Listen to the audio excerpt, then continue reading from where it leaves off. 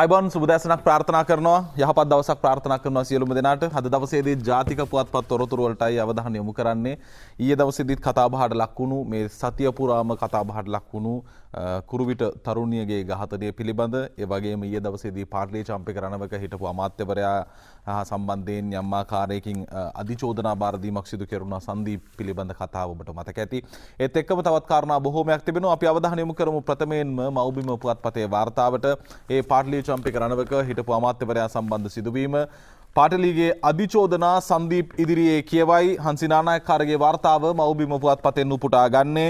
සංදීප් සම්පත් නැමැති තරුණයෙකු රියානතුරකට ලක් කර පලා යාමේ සිද්ධිය සම්බන්ධයෙන් පාර්ලිමේන්තු මන්ත්‍රී පාටලී චම්පික රණවක යන අයට මහාධිකරණ විනිසුරු නාමල් බලලේ මහතා හමුවේ ඊයේ අධිචෝදනා කියවා දීම සිදු කරන ලදී. අපි අතුල් පිටුවට යමු. ඒ අනුව ඊයේ 4 වනදා මෙම නඩුව කැඳවනු ලැබූ අවස්ථාවේදී විත්තිකාර පාටලී චම්පික යන අය අපමත සිටමින් අධිකරණය හමුවේ පෙනී සිටි අතර එම අවස්ථාවේදී විත්තිකරුට එරෙහිව විවෘත මහාධිකරණය හමුවේ අධිචෝදනා කියවා දෙනු ලැබිය. විත්තිය වෙනුවෙන් ජනාධිපති නීතිඥ අනුජ ප්‍රේමරත්න මහතා වෙනුවට ඔහුගේ කනිෂ්ඨ නීතිඥවරයා පෙනී සිටි අතර ජනාධිපති නීතිඥවරයා ඊයේ COVID-19 ලබා ගැනීම සඳහා ගොස් ඇති බැවින් ඉදිරි දිනේදී ඔහු විසින් මූලික විරෝධතා ඉදිරිපත් කිරීමට බලාපොරොත්තු වන බව අධිකරණය හමුවේ දැනුම් දුන්නා. අධිචෝදනා කියවා දීමෙන් අනතුරුව තමන් මේ චෝදනා සම්බන්ධයෙන් වරද කරුද නිවැරදි කරුද යන්න අධිකරණයේ විමසන අවස්ථාවේදී විත්තිය මේ අවස්ථාවේ නිහඬව සිටින බවට විත්තිය වෙනුවෙන් පෙනී සිටි නීතිඥවරයා සඳහන් කරනවා. අධිකරණ අවස්ථාවේදී මේ පිළිබඳ විමසූ විට අවස්ථාවේ ගැටලු පවතින බැවින් ලබන දිනේ සඳහා පිළිතුරු ලබා දෙන බව විත්තිය නීතිඥවරුන් පවසලා තිබුණා. පැමිණිල්ල වෙනුවෙන් රජයේ නියෝජ්‍ය සොලිසිටර් ජෙනරාල් දිලීප පීරිස් මහතා අධිකරණ හමුවේ පෙනී සිටි අතර මේ සම්බන්ධයෙන් පැමිණිල්ල දැඩි ලෙස විරෝධය දක්වන බව හෙතෙන් ප්‍රකාශ කළේ. විත්තිකරුට එරෙහිව පසුගිය ජූලි මාස 9 වන දින මහාධිකරණ හමුවේ චෝදනා ගොනු කළ බවත් ඒ අනුව විත්තිකරුට සිතාසි නිකුත් කර පසුගිය ඔක්තෝබර් 21 වන දින අධිකරණ හමුවේ කැඳවා අධිචෝදනා පත්‍ර බාර දී ඔහු අපමත මුදා හැර මෙම නඩු විභාගය සඳහා ඊයේ කැඳවීමට නියම කළ බවත් විභාගයට කැඳවීමේදී මූලික විරෝධතා දක්වන බවට ප්‍රකාශ කිරීම සුදුසු නොවන බව නියෝජ්‍ය සොලිසිටර් ජෙනරාල්වරයා අධිකරණ හමුවේ ප්‍රකාශ කළා. නඩුවේ ප්‍රධාන නඩු භාණ්ඩයක් වන අනතුරු සිදු කරන ලද WPKT 7545 දරන රථය 2016 ම අනතුරු සිදුවන අවස්ථාවේදී විදුලි බල සහ බලශක්ති අමාත්‍යාංශය යටතේ තිබී ඇති අතර මේ වන විට මුදල් අමාත්‍යාංශය යටතේ ඇති බැවින් ඉදිරි දින ඒ නඩු භාණ්ඩයක් ලෙස අධිකරණයට ඉදිරිපත් කිරීමට මුදල් අමාත්‍යාංශ ලේකම්වරයා වෙත නියෝගයක් නිකුත් කරලා තිබෙනවා. මේ නඩුවේ පළමු සාක්ෂිකාරයා වන කේම් ගයාශාන් යන අධිකරණ හමුවේ පෙනී නොසිටි බැවිනුත් ඔහු මේ නඩුවේ ප්‍රධාන සාක්ෂිකරු වන බැවිනුත් ඔහු වෙත නැවත සිතාසි යොමු කරන මෙන් නියෝජ්‍ය සොලිසිටර් ජෙනරාල්වරයා දැනුම් දීලා තිබුණා. ඉක්ුත් 2016 අවුරුද්දේ පෙබරවාරි මාසයේ 29 වෙනිදා තමයි රාජගිරිය ප්‍රදේශයේදී මේ අනතුර සිද්ධ වෙන්නේ. සංදීප් සම්පත් මනුල මන්සුක අබේසුන්දර කියන තරුණින් දෙදෙනා තුවාල ලබනවා මේ සිද්ධියෙන්. 2016 පෙබරවාරි ඔවුන් වැලිකඩ පොලිසිය මගින් සැකකාරු ලෙස ඉමදුව ඌරගස්වල වලව්වේ මහරදුරුගේ තිලුම් තුසිත කුමාරයා යන අය කොළඹ අතිරේක මහේස්ත්‍රාත් අධිකරණය වෙත ඉදිරිපත් කර තිබෙනවා. අධිකරණ හමුවේ ඉදිරිපත් වූ සැකකරු වරද පිළිගෙන යනු අධිකරණය මගින් නඩු කටයුතු සිදු කරලා තිබුණා. එහෙත් මේ පිළිබඳ කොළඹ අපරාධ පරීක්ෂණ කොට්ටාශය විසින් අධිකරණ හමුවේ නැවත කරුණු වාර්තා කිරීමක් සිදු කර තිබුණා. ඒ අනුව තමයි 2019 දෙසැම්බර් 13 වෙනිදා යලිත් වතාවක් මෙය අධිකරණ ක්‍රියාවලියට යටත් කරගන්නේ. අනුව මව්බිම පුවත්පතේ වාර්තාව පුපුටා ගන්නවා. දිවයින පුවත්පතේත් මේ සම්බන්ධයෙන් තොරතුරු වාර්තා කරනවා. තරුණයෙකු හප්පා පලා යාම, චම්පිකට අධිචෝදනා, අනතුරට ලක් වූ සංදීප් ප්‍රථම වතාවට උසාවියේ ඔහු එන්නේ රෝදපුටුවක ආධාරයෙන් තමයි ඊයේ දවසේදී පැමිණෙන්නේ. වැරදි කරුද නිවැරදි කරුද කියා අසද්දී චම්පික නිහඬයි. අද දවසේ වාර්තාව දිවයින පුවත්පතෙන් අප පුපුටා ගන්නවා. ඒත් එක්කම දිනමින පුවත්පතේ වාර්තාව නඩුව කල්දමා ගැනීමට පාටලි උත්සාහ කරනවා. වින්දිත සංදීප් රෝදපුටුවෙන් උසාවියට නියෝජ්‍ය සොලිසිටර් ජෙනරාල් දිලීප පීරිස් කියන කතාව නඩුව කල්දමා ගැනීමට පාටලි උත්සාහ කරනවා. අපරීක්ෂාකාරීව සහ අධික වේගයෙන් රියපදවා තරුණයෙකුට බරපතල තුවාල කර පලා යාමේ චෝදනා ලද හිටපු අමාත්‍ය පාටලී චම්පික රණවක මහතා විත්තිකරුට අධිචෝදනා කියවා දීම කොළඹ මහාධිකරණයේදී සිදු කළා. අද සෑම පත්තරයකම ප්‍රධාන කාරණේ බවට පත් වෙලා තියෙන්නේ මෙය. ඒත් එක්කම අපි අවධානය යොමු කරනවා අවාසනාවන්ත සිදුවීමක්. අවාසනාවන්ත සිදුවීම වාර්තා කිරීමකින් ගත්තත් අවාසනාවන්ත සම්ප්‍රදායක් සංස්කෘතියක් අප දුටුවා කොහොම වුණත් කෙසේ වෙතත් අපි මේ කතාව පිළිබඳ යමු. ඒ අනුව දිවයින පුවත්පතේ වාර්තාව තරුණියගේ හිස සොයා කැලණිගඟේ මෙහෙයුමක් කියලායි වාර්තා කරන්නේ. අනන්‍යතාව පරීක්ෂාවට DNA පරීක්ෂණයක්. හේමන්ත රන්දුනු සහ සුජීව රත්සරගේ වාර්තාව අප උපුටා ගන්නවා. බුත්තල පොලිසිය උප පොලිස් පරීක්ෂකවරයා විසින් ඝාතනය කර තිබුණු 30 හැවිරිදි වියේ පසු ඔහුගේ අනියම් පෙම්වතියගේ හිස සෙවීම සඳහා හංවැල්ලේ සිට මෝදර දක්වා වූ කැලණිගඟ ප්‍රදේශයේ විශේෂ සෝදිසි මෙහෙයුමක් දියත් කර ඇතැයි පොලිස් මාධ්‍ය ප්‍රකාශක නියෝජ්‍ය පොලිස්පති අජිත් රෝහණ මහතා ප්‍රකාශ කර තිබෙනවා. අපි අතොල් පිටුවට යමු මෙහි සවිස්තර වාර්තාව පිළිබඳ තොරතුරු ගන්න. ඒ අනුව වාර්තා කරන ආකාරයට මේ මෙහෙයුම වෙනුවෙන් පොලිස් කණ්ඩායම් 5ක් මේ වෙද්දී යොදවලා තියෙනවා. ඒ වගේම ලිනියා කුමාර දුලනිගේ දිලිනි යශෝදා ජයසූරිය මැණිකේ නැමැති 30 හැවිරිදි තරුණිය ඝාතනය කර ඇගේ ගෙල කපා සිරුර ගමන් බෑග් එක තමා කොළඹ වේල්ල වීදිය ප්‍රදේශයට ගෙනවිත් දැමූ සැකකාර උප පොලිස් පරීක්ෂකවරයා පසුගියදා ගෙල්ල වැළවාගෙන මිය ගියා. මේ සිද්ධියෙන් පස්සේ CCTV දර්ශන ඔස්සේ පරීක්ෂණ පවත්වන පොලිසිය සැකකාර පොලිස් පරීක්ෂකවරයා පිළිබඳ තොරතුරු රැසක් අනාවරණ කරගන්නවා. ඒ අනුව ඝාතනය කර තිබූ තරුණියගේ මරණය සිදු වෙලා තිබෙන ආකාරය නිවැරදිව සොයා ගැනීම වෙනුවෙන් මේ වෙද්දී DNA පරීක්ෂණ සිදු කරමින් පවතිනවා. කොහොමුණත් අදාළ තරුණිය ඝාතනය කිරීමෙන් අනතුරුව හිස කොටස සැකකාර පොලිස් පරීක්ෂකවරයා විසින් සිය පිටෙහි එල්ලාගෙන ගිය ගමන් බෑගයේ දමාගෙන යන්නට ඇති බවත් කුමන ස්ථානයකදී එය බෑගෙන් බැහැර කළේ දැයි විමර්ශනවලදී අනාවරණ කරගත හැකි වන බවත් පොලිසිය විශ්වාස කරනවා කියලයි වාර්තා කර තිබෙන්නේ. අද දවසේදී දිවෙන පුවත්පතේ වාර්තාව තමයි අප උපුටා ගත්තේ. ඉතින් නොවිය යුතු දේවල් සිදු වුණා. සිදුවීම තුළ අවසාන ඛේදවාචකයේ බවට පත් වුණේ ඒක. ඉතින් ඒ දරු පවුල හෝ වේවා එතනින් එහාට දරුවන් සමාජයට මුහුණ දීම හෝ වේවා, ඒ ලිපිය සමාජයේ මාධ්‍යයට සැරිසරන තැනට පත්වීම හෝ වේවා, නඩු භාණ්ඩයක් වුණු ලිපිය මාධ්‍යයේ තලුමරමර කියවන තැනට පත්වීම හෝ වේවා, ඒ හරහා ගත යුතු පණිවිඩයක් තිබෙනවා. ඒ තමයි මේවයි අවසානය බොහොම ඛේදවාචකයක් කියන කාරණේ. මව්බිම පුවත්පතේ වාර්තාවටත් අපි අවධානය යොමු කරනවා. කර එල්ලාගෙන හිටිය බෑගය ගෙදර ගෙනල්ලා කුරුවිට තරුණියගේ හිස සොයා SIගේ නිවසවට පීරයි ලිදත් ඉසි ඝාතනය සිදු වූ හෝටලේ පිටුපස්ස සිට මෝය කට දක්වා කැලණිගඟෙත් සොයයි කියලා අද දවසේදී මව්බිම පුවත්පත වාර්තා කර තිබෙනවා. ඒ අනුව කුරුවිට තරුණියගේ ඝාතනය සම්බන්ධයෙන් මේ වෙද්දී හිස සහිත බෑගය සිය නිවසට රැගෙන ගොස් වත්තේ ඇති ලිඳකට දමා ඇද්දැයි සෙවීම සඳහා මේ ලිඳ හිස් කිරීමට බඩල් කුඹුර පොලිසිය කටයුතු කරා. මිට හේතු වුණේ තරුණියගේ ගෙල කැපූ පොලිස් පෙම්වතා බඩල් කුඹුර සිය නිවසට කළු බෑගයක් රැගෙන පැමිණි ඇති බවට තොරතුරු ලැබීමත් එක්ක. ඒ අනුව මේ බෑගය දමාගෙන තරුණියගේ හිස ගෙදරට ගෙනවත් ලඳු කැලෑවට දමන්නට ඇතැයි ඒ සම්බන්ධයෙන් සැකයක් එක්ක තමයි මේ කියන පරීක්ෂණ මේ වන විට සිදු වෙමින් පවතින්නේ. ඉතින් ඒ තරුණියගේ පැත්තෙන් ගත්තත් ඒ අම්මලා තාත්තලා දකින්නකොට හරි කනගාටුවක් දැනෙනවා. ඉතින් බොහොම වයෝවෘද්ධ වෙලා ඉන්නේ මේ වෙලාවකදී තමන්ගේ දියණියගේ මිය යාම වගේ සිද්ධියක් අහන්නට ලැබීම ඉතාමත්ම කනගාටුදායයි. අනික සමාජය ඇතුලේ මෙවැනි ආකාරයෙන් බිහිසුණු මරණයකට මියුණදී ජීවිතෙන් සමුගන්නවත් එක්කම තවත් කතා කරන්න තියෙන අනුවේදනීය දෙයක් තියෙනවා. මෙන්න මේ කාරණා තමයි විශේෂයෙන් මතු කර ගත යුත්තේ. අපි මේ දේවල් බොහොම සරලව අද දවසේදී මේ පිළිබඳ තොරතුරු ගැන කතා කළාට මෙන්න මෙහෙම ප්‍රශ්නකුත් ලංකාවේ තියෙනවා. අතුරුදන් කාන්තාවෝ පොලිසියට පැමිණිලි ගලයි දැනටමත් 200ක් ලැබිලා පිට රටිනුත් ඇමතුම් 12ක්. බෑගයක් තුල තිබී කොළඹ වේල්ල වීදියේදී හමු වූ කාන්තා මලසිරුර සම්බන්ධයෙන් තොරතුරු දැන ගැනීම සඳහා ප්‍රසිද්ධියට පත් කෙරුණු පොලිස් ක්ෂණික දුරකථන අංකවලට අතුරුදන් වුණු කාන්තාවන් 200 දෙනෙකුට අධික සංඛ්‍යාවක් සම්බන්ධයෙන් තොරතුරු ලැබී ඇතැයි පොලිස් මාධ්‍ය ප්‍රකාශක නියෝජ්‍ය පොලිස්පති අජිත් රෝහණ මහත්මයා කියනවා. පිට රටිනුත් ඇමතුම් 12ක් ඇවිත් තියෙනවා කියලා වාර්තා කරද්දී ඇත්තටම මේ වෙලාවේ විදේශගත ශ්‍රමිකයින් සම්බන්ධයෙන් උනත්වත් තමන්ගේ දුව, තමන්ගේ බිරිඳ, තමන්ගේ අම්මා හා සම්බන්ධයෙන් කරන විමසීමක් මේ සියන්නේ. ඒ කියන්නේ 200කට අධික පිරිසක් අතුරුදන් වෙලා වුණේ මොකද්ද කියන දේ පිළිබඳ ප්‍රශ්නාර්ථයක් එක්ක තියෙනවා. මේ අනාවරණ වන සිදුවීම් පමණයි. අනාවරණ නොවන මෙහි යටිපෙළ පිළිබඳ හොයාගෙන යනකොට මේක තමයි ඛේදවාචකය. ඉතින් මේ විදිහට කාන්තාවෝ 200ක් අතුරුදන් වීම පිළිබඳ දුරකථන මේක ඊයේ දවසේදීත් වාර්තා කර තිබුණා. විශේෂයෙන් අරුණ පුවත්පතෙත් මේක වාර්තා කර තිබුණා. 200කට වැඩි ප්‍රමාණයක් මේ හඳුනා ගැනීම සඳහා මෙහෙම බෑගයක් ඇතුලේ මලකඳක් තියෙනවා කියලා ආරංචි වෙච්ච ගමන්ම තමන්ගේ කවුරු හරි කෙනෙක්ද කියලා හොයලා බලන්න කෝල් කරපු ප්‍රමාණය බොහොම වැඩි. ඒ කියන්නේ තොරතුරක් නැතිව තමන්ගේ දියණිය හෝ බිරිඳ හෝ අම්මා හෝ නැතුව මේ රටේ කොච්චර පිරිසක් බලාගෙන ඉන්නවද කියන ප්‍රශ්නේ තියෙනවා. එහි යටිපෙළෙන් අනික් පැත්තට. ඒත් එක්කම අපි අවධානය යොමු කරනවා අනිකුත් කාරණාවලට අද දවසේදී පුවත්පත්වල සඳහන් වුණු. ඒ තමයි මේ වෙද්දී ජිනීවා මානව හිමිකම් ක්‍රියාවලිය පිළිබඳ කතා කරනවා. ශ්‍රී ලංකාවට එල්ල වුණු චෝදනා පිළිබඳ විශේෂයෙන් මූලිකවම මීට පෙර මානුෂීය මෙහෙයුම සමයේ ඇති වුණු යුද අපරාධ සිදුවීම් සම්බන්ධ ක්‍රියාවලියක් පිළිබඳ ඔවුන් ප්‍රකාශ කරනවා. නමුත් මානුෂීය මෙහෙයුමක් අප දියත් කළේ. එහා සමානවම ඊට අමතරව මෙවර විශේෂයෙන් ඇතුළත් වුණු කාරණා බවට පත් වුණේ විශ්ව සම්මත කර ගැනීම. ඒ වගේම තමයි හමුදා නිලධාරීන් යම් ආකාරයකින් යොදවීමක් කළාද රාජ්‍ය ආන්ත්‍රණය ඇතුළත කියන කාරණා. ඒත් එක්කම විශේෂයෙන්ම සඳහන් කර තිබුණා මේ මුස්ලිම් ආදාහන කටයුතු සිදු කිරීමේ ඒවා භූමදාන කිරීමට නොදී වැනි කාරණා ඇතුළත් කර තිබුණා. හැබැයි මේ සම්බන්ධයෙන් අනෙකුත් ශ්‍රී ලංකාවට හිතයිශී පාර්ශවයන් බොහෝමයක් විශේෂයෙන්ම චීනය කරේ දේශීය වශයෙන් ස්වාධිපත්‍යයක් ඇති රාජ්‍යයකට මේ ආකාරයෙන් කොමිෂන් වාර්තාවලින් අතපෙවීම සම්පූර්ණයෙන් වැරදි. මේවා රටක් ඇතුළත කාරණා, රටක් ඇතුළත විසඳ ගන්න ප්‍රශ්න, ඒවට අතපෙවීම සම්පූර්ණ වැරදි කියන කාරණේ. මේ වෙද්දී ඉන්දියාවේ ප්‍රතිපත්තිය කුමක් වේවිද කියන දේ පිළිබඳ බලාගෙන ඉන්නේ. ඉන්දියාව තාමත් නිහඬ ප්‍රතිපත්තියක සිටින්නේ. කෙසේ වෙතත් ශ්‍රී ලංකාවේ සහයටත් රාජ්‍යයන් රැසක් සිටිනවා.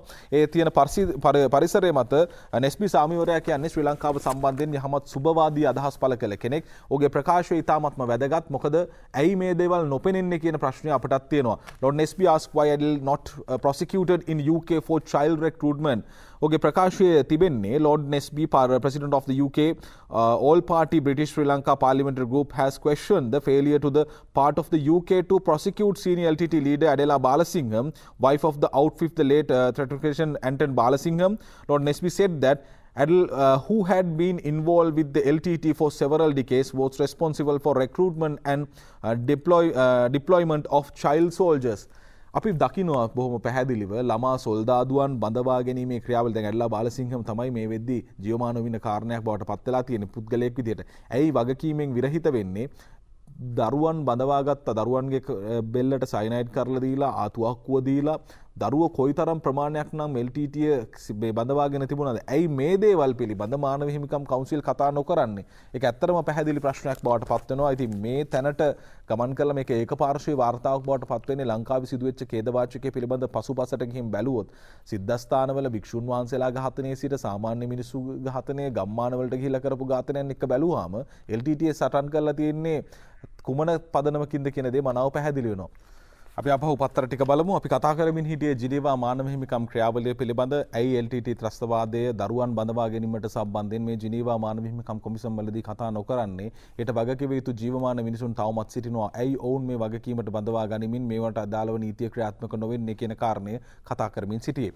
ඒත් එක්කම අද දවසේදී වාර්තා කරන අරුණ පුවත්පතේ වාර්තාව ඒ අනුව ශ්‍රී ලංකාව තවත් හිර කරන්න රටවල් 15ක් දඟලයි. නයන තරංග ගමගේගේ වාර්තාව අරුණ පුවත්පතෙන් උපුටා ගන්නේ ශ්‍රී ලංකාව සම්බන්ධයෙන් එක්සත් රාජධානී ප්‍රධාන රටවල් 5ක් ඉදිරිපත් කර ඇති යෝජනාවේ ඇතැම් වගන්ති තවත් ශක්තිමත් කරන ලෙස බටහිර යුරෝපයේ වෙනත් කණ්ඩායම් රටවල් එක්සත් ජාතීන්ගේ මානව හිමිකම් කවුන්සිලෙන් ඉල්ලා ඇත. ඇත්තට මේකේ කාරණේ උනේ මේ ඉල්ලීම කර තිබෙන්නේ ශ්‍රී ලංකාවේ සම්බන්ධයෙන් වුණු කාරණයට අදාළව තවත් තදින් වචන ඇතුළත් කරන්න. ඒ කියන්නේ මේ ප්‍රකාශ සම්බන්ධයෙන් ක්‍රියාවලියට තද වචන ඇතුළත් කරමින් මේ වාර්තාව තවදුරටත් තීව්‍ර කරන්නට ඕනේ, ශ්‍රී ලංකාව තවත් හිර කරන්නට ඕනේ කියන කාරණේ තමයි මේ රටවල් 15කම ඉල්ලීම් බවට පත් වෙලා තිබුණේ. බලමු කුමන ක්‍රියාවලියක් සිද්ධ වේවිද? මොකද ඊයේ දවසේදී මේ සම්බන්ධයෙන් දේශීය වශයෙන් අදහස් පළවීම් තිබුණා. මේ කොමිසමේදී කුමක්ද සිද්ධ වෙන්නේ? රජයේ පාර්ශවයෙන් ගන්න ක්‍රියාමාර්ගය මොකක්ද? රජය මේකට ප්‍රතික්ෂේප කිරීමක් කරනවා. ඒ වගේම මේට අදාළව ප්‍රතිචාර දැක්වීම කොහොමද? නැත්නම් මේ යෝජනාව පරාජයට පත් කරනවද? මොකක්ද ගන්න විකල්පය කියන දේ රජයේ පැත්තෙන් තාම හරියට කියවුනේ නැහැ කියන දේ පිළිබඳ සිවිල් වෘත්තීය සමිති සිවිල් ව්‍යාපාර බොහෝයක් මාධ්‍ය හමු පවත්වලා ප්‍රකාශයක් කරලා තිබුණා. ඒත් එක්කම දිනමින පුවත්පතේ වාර්තාවටත් අපි අවධානය යොමු කරනවා. ඒ අපි පෙර කතා කළ කාරණේයි මෙහි සඳහන්ව තිබෙන්නේ. එහි තිබෙන්නේ මේ බැචලර්ගේ වාර්තාව හා සම්බන්ධයෙන් ක්‍රියාවලිය පිළිබඳ ඇයි මේකට අදාළව බැචලර් වාර්තාව ගැන බ්‍රිතාන්‍ය කළ ප්‍රකාශය පුදුමයි. NSB සාමිවරයා ජගත් මානව හිමිකම් කවුන්සිලේදී ශ්‍රී ලංකාව පිළිබඳ එක්සත් රාජධානිය කළ ප්‍රකාශය සම්බන්ධයෙන් මවිතය පළ කරන බව බ්‍රිතාන්‍ය NSB සාමිවරයා ප්‍රකාශ කරනවා. ශ්‍රී ලංකාව සම්බන්ධයෙන් අදහස් දක්වමින් දකුණු ආසියානු පොදු රාජ්‍ය මණ්ඩලීය රාජ්‍ය ඇමති තාරික් අහමඩ් බාරෝන් පසුගිය 25 වෙනිදා ප්‍රකාශ කළ අතර ජගත් මානව හිමිකම් පිළිබඳ මහා කොමසාරිස්වරයාගේ වාර්තාව පිළිගැනීමට හැකිවන්නේ කෙසේදයි සාමිවරයාගේ ප්‍රශ්න කිරීම අපි දිවයින පුවත්පතේදී අයිලන්ඩ් පුවත්පතෙන් කතා කළෙත් මේ කියන කාරණේමයි. ඒත් එක්කම අද පුවත්පතේ වැදගත් කාරණයක් තිබෙනවා. ඒ පිළිබඳ අවධානය යොමු කරමු. අද ප්‍රධාන සිරස්තලයේ බවට පත්වන්නේ එයයි පාසල් වලට ළමයි දා ගන්නවා කියන දේ බොහොම අභියෝගාත්මක ගැටලුකාරී තැනක් බවට පත් වෙලා තියෙනවා. කොහොම වුණත් ජාතික පාසල්වල අතරමැදි ශ්‍රේණි පුරප්පාඩු අවසන් කිසිදු ඇතුළත් කිරීමකට ඉල්ලීම් ඉදිරිපත් නොකරන ලෙස අධ්‍යාපන අමාත්‍යාංශ ලේකම් දක්වයි. නවෝදයා පවනිගේ වාර්තාව අද පුවත්පතෙන් උපුටා ගන්නේ 2021 වර්ෂය සඳහා ජාතික පාසල්වල අතරමැදි ශ්‍රේණිවලට සිසුන් ඇතුළත් කිරීම අවසන් කර ඇති බැවින් කිසිදු ඇතුළත් කිරීමක් සඳහා අධ්‍යාපන අමාත්‍යාංශ වෙත ඉල්ලීම් ඉදිරිපත් නොකරන ලෙස අධ්‍යාපන අමාත්‍යාංශ ලේකම් කපිල පෙරේරා මහතා ඉල්ලීමක් කරනවා. නිවේදනයක් නිකුත් කරමින් එහි මහතා සඳහන් කරන්නේ ඉල්ලීම් ඉදිරිපත් කිරීම අමාත්‍යාංශය වෙත පැමිණීම හෝ බාහිර පුද්ගලයන් මගින් බලපෑම් සිදු කිරීම නොකළ යුතු බවයි. 2021 වර්ෂය සඳහා ජාතික පාසල්වල අතරමැදි ශ්‍රේණිවලට සිසුන් ඇතුළත් කිරීම පසුගිය පෙබරවාරි මාස 28 වනදාගෙන් අවසන් කළ බව ලේකම්වරයා දැනුම් දීමක් කර තිබෙනවා. ඒ අද පුවත්පතේ ප්‍රධාන සිරස්තලය තමයි අප ඔබ වෙත ගෙන ආවේ. ඒත් එක්කම අද දවසේදී අවධානය යොමු කරනවා මේ වෙද්දී පරිසරය පිළිබඳ විශේෂ කතිකාවක් අවශ්‍ය වෙලා තියෙන කාලවකවානුවක අප සිටින්නේ. මොකද්ද මේ පරිසරයට වෙලා තියෙන්නේ? ශ්‍රී ලංකාවේ වනවැස්ම 1988 89 වන විටදී තා හොඳ තැනක තිබිලා එතනින් පසු ටිකෙන් ටික විනාශ වෙලා 120 30 කියන මට්ටම දක්වා ලංකාවේ වනවැස්ම දැන් බොහොම සීමිත වෙලා තියෙන්නේ. නගර ආශ්‍රිතව තියෙන ඉතාමත්ම අති සංවේදී පරිසර කලාප තියෙනවා. විශේෂයෙන්ම අපි ගත්තොත් මුතුරාජවෙල කියන්නේ කොළඹ එක්තරා ආකාරයක කොළඹ පෙනහළු කිව්වොත් වඩාත් නිවැරදි. හැබැයි අද වෙන විට එහි යම් ආකාරයෙන් පරිසර විනාශයක් තියෙනවා. ඊයේ දවසේදී කතා කළා රූමස්සල පිළිබඳ. රූමස්සල කියන්නේ අද්විතීය ජෛව විවිධත්වයකින් යුතු ඉන්දීය ශාක පවා තියෙන පුරාවිද්‍යාත්මක වටිනාකමකින් යුතු ඒ වගේම මේ ගාල්ල ආශ්‍රිතව සංචාරක ආකර්ෂණයේ වැඩි මේ ප්‍රදේශය හරහා අඩි 40ක පාරක් කපන්නට කවුරුන් අනුමැතිය දෙන්නේ කියන ප්‍රශ්නය පිළිබඳ ඊයේ දවසේදී පරිසරවේදීන් බොහොම ලොකු කතිකාවක් ආවා. හෝටලයක් පාදක කරගනිමින් මෙහෙම පාර කපන්න දුන්නගෙන් පස්සේ මේ පරිසර පද්ධතියට වෙන හානිය සංචාරකයෝ ලක්ෂ ගාණක් ඇවිල්ලා විදේශ විනිමය ආවත් උපය ගන්න පුළුවන්ද? ඒත් එක්කම තමයි රූමස්සලත් එක්ක තියෙන කොරල් පර පද්ධතිය කියන්නේ ලෝකයේම හඳුනාගත්ත ඉතාමත් සුවිශේෂී කොරල් පර පද්ධතියක්. ඉතින් මේකත් විනාශ වීමට ලක් වුණොත් මේ ලංකාවේ පරිසරය කොතැනද ගමන් කරන්නේ? දැන් මේ හොඳම සාධක පෙන්වන්නේ ද ඩේලි මිරර් වාර්තාව අපි උපුටා ගන්නවා. Colombo city faces poor oxygen percentage threat. Colombo oxygen ප්‍රතිශතය පහළ යාමක් පිළිබඳ තියෙනවා. Plan to initiate a day-to-day oxygen testing program in the city of Colombo. ඒ අනුව දවසින් දවස ඔක්සිජන් ප්‍රමාණය කොළඹ කොයිතරම්ද කියන දේ පිළිබඳ පරීක්ෂා කරන්නට දැන් සූදානම් වෙනවා. අප උපුටා ගන්නවා ශිහාන් ෆර්නන්ඩුපුල්ලගේ වාර්තාව Daily Mirror පුවත්පතෙන්. Scientific surveys have found the oxygen percentage in the atmosphere of the Colombo city is gradually declining in proportion to its population, the Ministry of Environment said. ඒ අනුව පරිසර අමාත්‍යාංශ ප්‍රකාශය දවසින් දවස ඔක්සිජන් ප්‍රතිශතය පහළ යමින් පවතිනවා කියලා වාර්තා කරන්නේ. ඒ අනුව මෙහි වාර්තා කරනවා යම් ආකාරයේ සටහනක්. ඒ අනුව මහනුවර තමයි අවධානම වැඩි. මහනුවර 144ක් කියලා වුන් වාර්තා කරනකොට මහනුවර රත්නපුර ගම්පහ බත්තරමුල්ල කොළඹ කියන එකත් මේ තැනට පැත් වෙලා තියෙනවා. විශේෂයෙන් සඳහන් කරන්න ඕන කාරණේ තමයි අපි දන්නවා ඉන්දියාව වගේ රටවල් ගත්තාම නම් අධික කාර්මීකරණයත් එක්ක නවදිල්ලි බොම්බායි කියන රටවල් නගරවල පවා හුස්ම ගැනීමේ අපහසුතාව සහිතව ජීවත් වෙන්න සිදු වෙලා තියෙනවා. හැබැයි මෙච්චර හරිත රටක් වෙච්ච ශ්‍රී ලංකාවටත් ඒ තත්ත්වය අත් වුණොත් ඒ කොයිතරම්නම් ප්‍රශ්නයක්ද කොයිතරම්නම් අවදානමක්ද කියන දේ අමුතුවෙන් කියව යුතු නැහැ. ඒත් එක්කම දිවයින පුවත්පතේ වාර්තාවටත් අපි අවධානය යොමු කරනවා. කොළඹ ඔක්සිජන් අඩුවේ කොළඹ නගරයේ වායුගෝලීය ඔක්සිජන් ප්‍රතිශතය ජනගහනයට අනුපාතිකව ක්‍රමක්‍රමයෙන් පහළ යමින් පවතින බව පරිසර අමාත්‍යාංශය සඳහන් කර සිටී කියලා අද දිවයින පුවත්පතේ වාර්තා කරද්දී මව්බිම වාර්තාවටත් අපි අවධානය යොමු කරනවා. කොළඹ ඔක්සිජන් ප්‍රතිශතය පහළට හුස්ම ගැනීමේ අපහසුතා ඇති වෙන්න පුළුවන්. මෙහෙම ඉතින් අහන්න ලැබීමත් කනගාටුදායක කාරණයක්. ඉතින් මෙච්චර පරිසරය ගැන කතා කරන රටේ හුස්ම ගන්නත් අමාරු වෙයි කියලා කොළඹ කියනකොට කොයිතරම්නම් කනගාටුවක්ද? විද්‍යාත්මක සමීක්ෂණ මගින් කොළඹ නගරයේ වායුගෝලීය ඔක්සිජන් ප්‍රතිශතය ජනගහනයට අනුපාතිකව ක්‍රමක්‍රමයෙන් පහළ යමින් පවතී. කොළඹ නගරයේ ජීවත් වන ජනතාවට ආශ්වාස කිරීමට තරම් ප්‍රමාණවත් ඔක්සිජන් ප්‍රතිශතයක් නොමැති බව මිනිසුන්ට ගැටලුවක් වශයෙන් නොදැනෙන්නේ කොළඹ නගරයේ මුහුදට සමීපව පිහිටීම හේතුවෙන්. සාගරයේ ජල වාෂ්ප මගින් නිකුත් කරන ඔක්සිජන් ගොඩබිමට ඉක්මනින් ළඟා වීම නිසා බව කොළඹ මහනගර සභාවේ නිලධාරීන් එහිදී හෙළි කොට ඇත. පරිසර අමාත්‍ය මහින්ද අමරවීර, කොළඹ නගරාධිපතිනි රෝසි සේනානායක, පරිසර අමාත්‍යාංශ ලේකම් විශේෂඥ වෛද්‍ය අනිල් ජාසිංහ ඇතුළු නිලධාරීන්ගේ ප්‍රධානත්වයෙන් මේ සාකච්ඡාව පැවැත්වුණා. කොළඹ නගරයේ ඔක්සිජන් ප්‍රතිශතය ඉහළ නැංවීම සඳහා කොළඹ නගරයට ගැළපෙන රුක් රෝපණ ව්‍යාපෘති ආරම්භීමේ අරමුණින් කොළඹ මහනගර සභාව විසින් ක්‍රියාත්මක කර තිබෙන කොළඹට ගසක් ඉතුරු කරගනිමු කියන කාරණය තමයි දැන් මේ වෙද්දී කියලා තියෙන්නේ. තියෙන ගස් ටික පරිස්සම් කරගන්න ඕනේ කොහොම හරි. ඉතින් ගස් හිටවනවා වගේම ඒත් එක්කම අරුණ පුවත්පතේ වාර්තාවටත් අපි අවධානය යොමු කරනවා. අරුණ අද අපූර්ව හෙළිදරව්වක් කරනවා. මේ අපි අර කතා කරපු මුතුරාජවෙල. මුතුරාජවෙල කියන්නේ කොළඹ පෙනහළු. මුතුරාජවෙලට හෙක්ටයාර 2000ක් අහිමි වෙලා දැනට ඉතිරි හෙක්ටයාර 1200යි. සාලිය කුමාර ගුණසේකර එරන්දි කෞශල්‍යයාගේ වාර්තාව අප උපුටා ගන්නේ. හෙක්ටයාර 3064ක්ව පැවති මුතුරාජවෙල තෙත් භූමිය අද වන විට හෙක්ටයාර 1200 දක්වා අඩු වී තිබෙන බව නාගරික සංවර්ධන රාජ්‍ය අමාත්‍ය නාලක ගොඩහේවා පවසයි.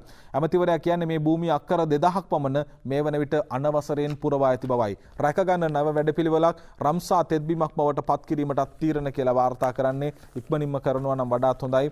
නැත්තම් ඉතුරු 1200 ගැනත් අපිට අන්තිමේදී කියන්න වෙන්නේ මේ විදිහේම ප්‍රධාන සිරස්තලයකින් ඔන්න ඉතිරි 1200ත් අඩු වෙලා කියන කාරණේ තමයි. එතනින් පසු අපි අවධානය යොමු කරනවා මේ වෙද්දී ලංකාවේ ආර්ථික තත්ත්වය පිළිබඳ විවිධාකාරයෙන් වාර්තා අද දවසේදී පළ වී තිබෙනවා. අපි අවධානය යොමු කරමු ප්‍රථමයෙන්ම Daily Mirror පුවත්පතේ වාර්තාවට. Chinese loan and currency swap arrangement on the way. ඒ අනුව චීනයත් එක්ක යම් ආකාරයෙන් ණය ආධාර ලබා ගැනීමෙන් ශ්‍රී ලංකාවේ ආර්ථිකය දියුණු කිරීම පිළිබඳ කතාව යලිත් රිකවරි එකකට සුපුරුදු තැනට පැමිණීම මේ වසංගත තත්ත්වයක් එක්ක. Sri Lankan envoy holds talk with the vice foreign minister. China will endorse $500 million loan and a currency swap arrangement of the 2 billion yuan around $600 million within the next couple of weeks, informed source said. ඒ අනුව ශ්‍රී ලංකාවට swap මේක මේ විදේශ විනිමයත් එක්ක ක්‍රියාත්මක වෙන ක්‍රමවේදයක්. ඊට අමතරව අමරිකානු ඩොලර් මිලියන 500ක ණය ආධාරයක් ශ්‍රී ලංකාවට ලබා ගැනීම සම්බන්ධයෙන් මේ වෙද්දී බලධාරීන් චීන බලධාරීන් සමග සාකච්ඡා සිදු කරමින් පවතිනවා කියලා වාර්තා කරනවා අද ඩේලි මිරර් පුවත්පතෙන් අපි උපුටා ගන්නේ. ඒත් එක්කම අද පුවත්පතේ වාර්තාවකටත් අප අවධානය යොමු කරනවා. අද පුවත්පත අද දවසේදී වාර්තා කර තිබෙනවා ආර්ථිකය යථාවත් වන තුරු ණය අනුපාත අඩුවීම වැදගත්. මහ බැංකු පොලි අනුපාතිකයේ පවතින මට්ටමේම තබයි. ඵලදායී අංශවලට බැංකුව මගින් ණය දීම අත්‍යවශ්‍යයි. ඒ නිසා ශ්‍රී ලංකා මහ බැංකුවේ නිවේදනය ආර්ථිකයේ තිරස්ථාර ලෙස යථා තත්ත්වයට පත්වීමක් පෙන්눔 කරන තෙක් ණය අනුපාතික අඩු මට්ටමක පැවතීමේ අවශ්‍යතාව අවධාරණය කරමින් ශ්‍රී ලංකා මහ බැංකුවේ මුදල් මණ්ඩලය විසින් ප්‍රතිපත්ති පොලිය අනුපාතික දැනට පවත්වන මට්ටමින් පවත්වාගෙන යාමට තීරණය කර තිබෙනවා. ඒ අනුව පෙරේදා රැස් වෙච්ච මුදල් මණ්ඩලයේදී තමයි මේ සම්බන්ධයෙන් සාකච්ඡා කරන්නේ. ඒ අනුව ශ්‍රී ලංකා මහ බැංකුවේ නිත්‍ය තැන්පතු පහසුකම් SDFR සහ නිත්‍ය ණය පහසුකම් SLFR පිළිවෙලින් 4.5 සහ 5.5 කියන මට්ටමින් පවත්වාගෙන යනවා. මෙහිදී විශේෂයෙන්ම ජාතික ප්‍රතිපත්ති රාමුවට අනුකූලව දේශීය නිෂ්පාදනයට සහාය දැක්වීමට බැංකු මගින් ආර්ථිකයේ ඵලදායී අංශවලට ණය ලබා දීමේ අවශ්‍යතාව මහ බැංකුව අවධාරණය කරනවා. ඒ වගේම අපනයන ආදායම අඩුවීමට ආනයන වියදම් සැලකිය යුතු ලෙස අඩුවීමේ ප්‍රතිලාභ ලැබමින් 2020 වර්ෂයේදී වෙළඳහිගේ ඇමරිකානු ඩොලර් බිලියන 2කින් අඩු වූ බව මහ බැංකුව ප්‍රකාශ කර තිබෙනවා. මොකද ආනයන සීමා කිරීමක සිටින විශේෂයෙන්ම රත වාහන වලින් ගත්තත් වරා යම් ආකාරයෙන් ගෙන්වීම සීමා කිරීමක් තියෙනවා. ඒ නිසා හිඟ යම් ආකාරයකින් පියවා ගැනීමට හැකියාවක් ලැබී තිබෙනවා කියන කාරණේ වාර්තා කරද්දී ඒත් එක්කම ඩේලි නිවුස් පුවත්පතේ වාර්තාවකටත් අපි අවධානය යොමු කරනවා මේ මොහොතේදී ඒත් ආර්ථිකයේ සම්බන්ධ ප්‍රකාශයකට.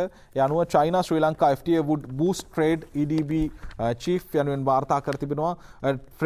Free trade agreement with China would boost Sri Lankan effort to the diversity its export market base, the senior government official said. If FTA is signed with the China, it would be tremendously assist at the diversity of the narrow export market base. Sri Lanka සහ චීනය අතර මේ වෙද්දී නිදහස් වෙළඳ කිවිසුමකට අවතීර්ණ වීම තුලින් ඒ හරහා ශ්‍රී ලංකාවේ අපනයන විවිධාංගීකරණයකට ශ්‍රී ලංකාවේ අපනයන වලට පුළුල් වෙළඳ පොලක් හිමි කරගත හැකි කියන කාරණය පිළිබඳ ප්‍රකාශ කර තිබෙනවා. EDB chairman තමයි මේ සම්බන්ධයෙන් ප්‍රකාශයක් සිදු කර තිබෙන්නේ. අද ඩේලි නිවුස් පුවත්පතෙන් අප එය උපුටා ගන්නේ. ඒත් එක්කම ඊළඟට අපි අවධානය යොමු කරනවා කොරෝනා සම්බන්ධයෙන් පවතින කාරණාවලට. ඩේලි නිවුස් වාර්තාව NMRA approves Russia's Sputnik 5 vaccine use same technology as AstraZeneca jab offers 92% protection against COVID. COVAX vaccine 2 here on Sunday. ලංකාවේ එන්නත් කරන ක්‍රමවේදයේදී අත්වෙමින් පවතිනවා. ඒ අනුව හදිසි අවශ්‍යතාව සඳහා මේ NMRA එක මේ වෙද්දී වෛද්‍ය පරීක්ෂණ ආයතනය විසින් තහවුරු කර තිබෙනවා. Sputnik 5 කියන රුසියාව නිෂ්පාදනය කළ එන්නතත් භාවිතයට ගත හැකි කියලා. සාමාන්‍ය AstraZeneca එන්නත් ක්‍රමවේදයමයි මෙහි තියෙන්නේ. ඒ වගේම 92%ක COVID සඳහා ආරක්ෂණයක් මේ හරහා තිබෙනවා. ඒ අමතරව ශ්‍රී ලංකාවට COVAX facility එක අරයිමත් නැතිනම් අර අඩු ආදායම් සහ මධ්‍ය ආදායම්ලාභී රටවල් වලට ලෝක සෞඛ්‍ය සංවිධානය විසින් ලබා දෙන එන්නත් ප්‍රමාණයත් මේ ඉරිදා වෙද්දී පැමිණීමට නියමිතයි කියලා වාර්තා කරන්නේ. The National Medical Regulation Authority of Sri Lanka has approved the use of Russian Sputnik 5 COVID vaccine. Acting Health Minister and Pharmaceutical Supply and Production State Minister Professor Channa Jayasumana told the media that the expert committee of the NMRA had approved the vaccine for emergency use in the Sri Lanka. යනුව රුසියානු එන්නත ශ්‍රී ලංකාවේ භාවිතය සඳහා දැන් අපි පාවිච්චි කරන AstraZeneca එන්නත, Covishield එන්නත, එතනින් පස්සේ මේ Sputnik 5 එන්නතත් ඒ වගේම COVAX facility එක හරහා කුමන එන්නත පැමිණෙනවාද කියන කාරණය පිළිබඳ මෙහි සඳහනක් තියෙනවා. ඒ අනුව විශේෂයෙන්ම එයත් බොහෝ දුරට මේ AstraZenecaම වෙයි කියන කාරණේ වාර්තා කරන්නේ. ඒ අනුව රටම එන්නත් කරන කිරීමේ ක්‍රියාවලිය මේ වන විට දියත් වෙමින් පවතිද්දී අද පුවත්පතේ වාර්තාවටත් අපි යනවා. ශ්‍රී ලංකා රුසියානු එන්නත අනුමත කරයි කියලා වාර්තා කර තිබෙනවා. අද පුවත්පතේත් මේ සම්බන්ධයෙන්මයි. ඒත් එක්කම ලංකාදීප පුවත්පතට යමු. ඒ තමයි ආදාහනයද භූමදානයද කියන කාරණය පිළිබඳ අප නිරන්තරයෙන් කතා කළා. හොඳයි. අපි ආදාහනයද භූමදානයද කියන කාරණය පිළිබඳ දැන් මේ වෙද්දී සාකච්ඡාවට බඳුන් වෙමින් තියෙන්නේ. භූමදානයට ගෙන යන කොවිඩ් මෘතදේහ පෙට්ටිය යලි අරින්න අවසර නැහැ. ෆොටෝ ගැනීම, වීඩියෝ තහනම් සුජිත් තේවාජුලිගේ වාර්තාව භූමදානයට රැගෙන යන කොවිඩ් මෘතදේහ තැන්පත් කර ඇති පෙට්ටි කිසිදු හේතුවක් මත හෝ නැවත විවෘත කිරීමට අවසර නැතයි කොවිඩ් මෘතදේහ භූමදාන සම්බන්ධයෙන් සෞඛ්‍ය අමාත්‍යාංශය නිකුත් කළ මාර්ගෝපදේශ මාලාවේ සඳහන් වෙලා තියෙනවා කියලායි වාර්තා කරන්නේ. ඉතින් ඒ නිසා අවසරය දුන් පමණින් මේවා නිකන් වල්බూరు නිදහසක් බවට පරිවර්තනය කරගත නොකළ යුතුයි. මේ නිසා මේ ලබා දීලා තිබෙන මාර්ගෝපදේශ වලට අනුකූලව ක්‍රියාත්මක වීම සිදු කරන්නට ඕනේ කියලා වාර්තා කරද්දී අද අපි උපුටා ගන්නවා ඩේලි මිරර් පුවත්පතේ වාර්තාවක් තියෙනවා. ඒ තමයි මේ වෙද්දී මේ ආදාහන භූමදාන කිරීමේ කටයුත්තට යම් විරෝධයක් එල්ලවනවා. ඒ අනුව ඉරණතිව් not suitable for burial of COVID victims දේවානන්දා. ඒ අනුව අමාත්‍යවරයාගේ ප්‍රකාශය move will hamper all government projects aim to grossing more than $25 million to the foreign exchange. Fisheries Minister Douglas Devananda said in a statement that the Iranathiw area is not suitable place for the bury bodies of Muslim COVID-19 victims. ඒ අනුව ඔවුන් ප්‍රකාශ කරනවා. දැන් දේවානන්ද අමාත්‍යවරයාගේ ප්‍රකාශයම තියෙන්නේ මේ ඉරණතිව් කියන ප්‍රදේශය භූමදානය සඳහා නුසුදුසු ප්‍රදේශයක් කියන කාරණය අමාත්‍යවරයාගේ ප්‍රකාශය. මොකද එහි ජනතාවත් යම් විරෝධතාවයක සිටියා මේක කරන්න එපා කියලා. බලමු මෙතනින් එහාට කුමක්ද සිද්ධ වෙන්නේ කියන කාරණය පිළිබඳ. ඒත් එක්කම අද දවසේදී වාර්තා කර තිබෙනවා අරුණ පුවත්පතේ වාර්තාවටත් අපි අවධානය යොමු කරනවා.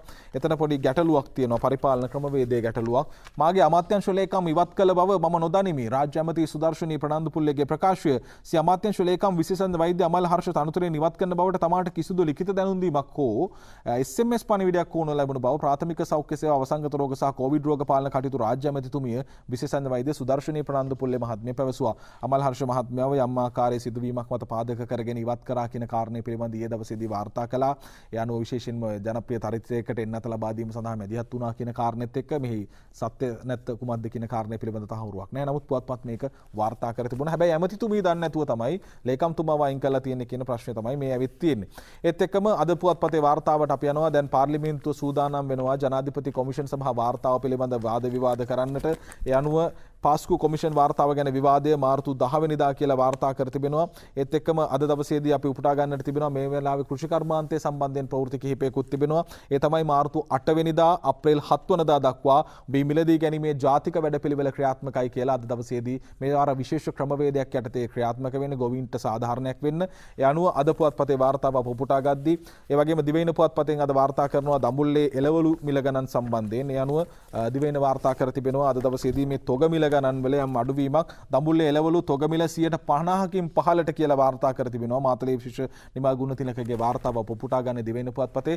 කොහොමුණත් මේවා ප්‍රශ්නේ තියෙන්නේ කොළඹට එනකොට මේවා අධික මිල ගණන් වලට යාමයි. දැන් තොග මිල ගණන් මෙච්චර අඩුවීමක් වෙලා තියෙනවා නම් අනිවාර්යයෙන්ම සිල්ලර වෙළඳපොළ මිලත් ඒ විදිහටම විය යුතුයි. ඒක තමයි ක්‍රමවේදය කියන කාරණේ ප්‍රශ්නේ එන්නේ. කොහොමුණත් මේ සියලු දේත් එක්ක අපි අවධානය යොමු කරනවා අද දවසේදී දිනමින පුවත්පතේ තවත් වාර්තාවකට. ඒ තමයි ඔබට මතක ඇති යම් ආකාරයෙන් ඉන්දියා දේශපාලන මැදිහත් වීම පිළිබඳ කතා කළා.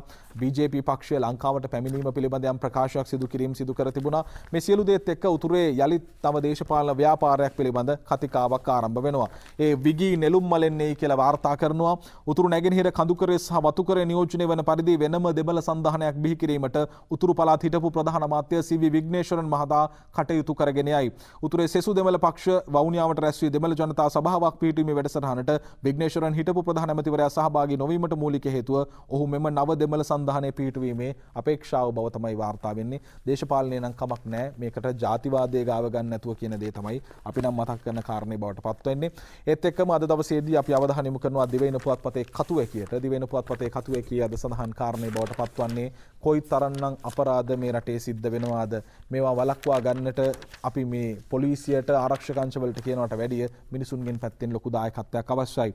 ශ්‍රී ලංකා පොලිස් දෙපාර්තමේන්තුවේ වෙබ් අඩවියේ දත්තවලට අනුව 2018 වසරේ සිදු වුණු මනුෂ්‍ය ඝාතන සංඛ්‍යාව 502ක්.